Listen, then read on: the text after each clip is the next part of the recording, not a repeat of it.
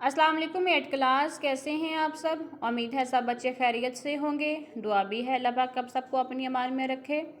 तो बेटे कल हम सब ने पढ़ा था, सबक हमारा था लांस नाइक लाल हुसैन शहीद के बारे में, और उसकी रीडिंग आपने खुद करनी थी। कुछ काम मैंने आपको करवा दिया था, कुछ काम जो आपके MCQs थे या खाली जगह थी या गलत दुरुस्त थे वो आपने खुद से करने थे रीडिंग करने के बाद। उम्मीद है सब बच्चों ने रीडिंग भी की होगी, जो काम आपने खुद करना था वो काम भी आपने किया होगा।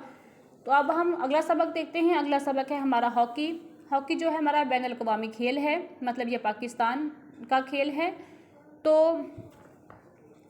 ये इस खेल में, इस सबक में हमें बताया जाएगा कि जब हम कोई भी खेल खेलते हैं तो उस खेलने से एक तो हमारे जिस्म में चुस्ती तवानाई पैदा होती है, और उसके साथ साथ कोई भी खेल जो होता है वो हमें सब्र या किसी भी चीज़ को फ़राख दिली से कबूल कर लेना, अपना हौसला बुलंद रखना और फिर उसके लिए मुसलसल कोशिश करने जैसी सफ़ात हमारे अंदर पैदा करता है।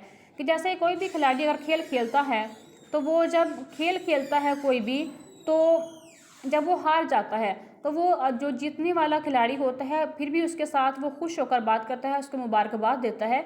तो ये उसकी फ़राख दिली होती है, उसका हौसला बुलंद होता है उससे, तो वो फिर उस खेल को जीतने के लिए मुसलसल वो कोशिश करता है। तो ये हॉकी के बारे में हमें बताया गया है कि ये सबसे पहले कहाँ से शुरू हुआ।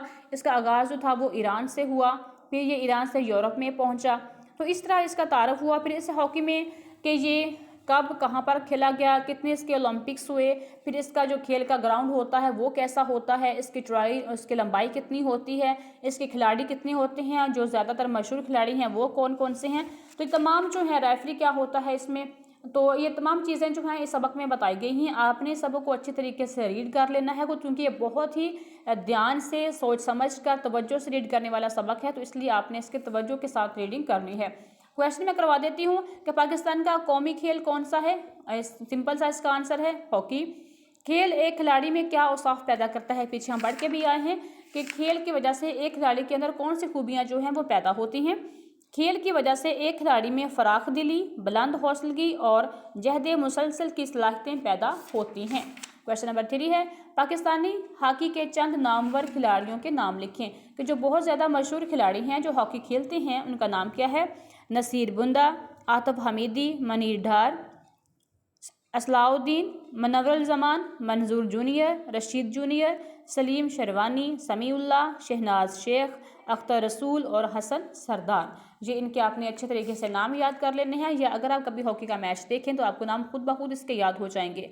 फिर क्वेश्चन नंबर 4 है कि हॉकी के मैदान की लंबाई और चौड़ाई कितनी होती है। यह आपकी रीडिंग में भी है कि हॉकी के मैदान की लंबाई 91.4 मीटर और चौड़ाई 55 मीटर होती है।